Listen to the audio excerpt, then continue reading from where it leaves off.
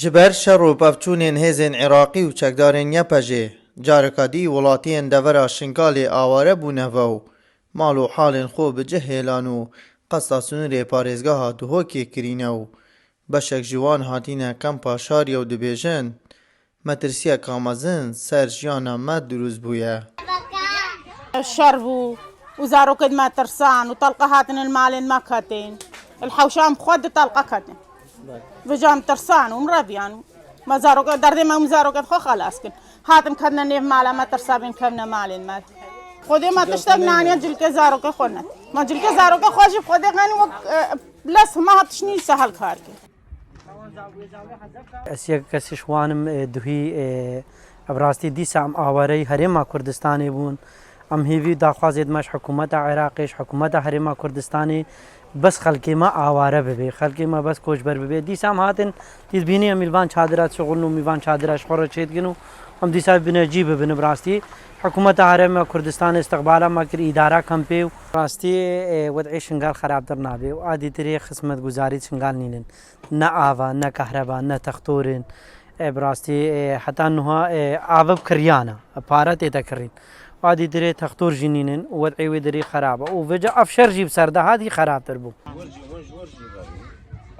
طلقة المرة هاويتنو طلقة المالين ما واركلينو وكالشر الشارع وكتنت مالادا بيجي ترسى عم هاتن الحمد لله فهموا عائلتي مايا هم هشت عائلة هاتن قليك برپرسê ragihandina koç û koçberan dibêjit me dergeh bo wan awaran vekirîne û nahêlin çikê masî li wana durust bibin. بر روشا آلوزال شنگار دهی ریدایی کو شنیشکه که وقت شکل نچافاری کلی بو گری خلک شنگاری قصد هرما کردستانی کلی اکثر بریار ده حکومت هرما کردستانی کو او خلک بیت ورگرتن پشتی کو او جهت امنی بکاری خرابن هر کسی که قصد هرما کردستانی کلی زارگاه سحیلا ما پیشوازی لیگر و اکستافی رو بریا کوچو کوچبرانو برسبدان غیرانان کمبونه کاتا دان کوچ پلان بیت دانان به میچ میکانیزم کار بکن کو پیشوازی واب کن اف آوار خرج جاره کدی هات ناف کمپین هریما کردستان در سنوری پاریزگاه دو که آکنجی بود هم دیگه چونه در ویس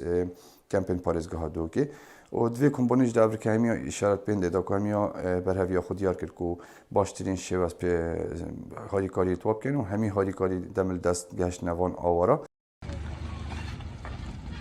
Şingal bûye meydana cengê di navbera hêzên ciyawaz û bitinê welatiyê têda dibne qurbanî. Şerê vê dawiyê bûye egerê awarebûna 701 xêzana ku jimara wan digehîte 4083 kesan.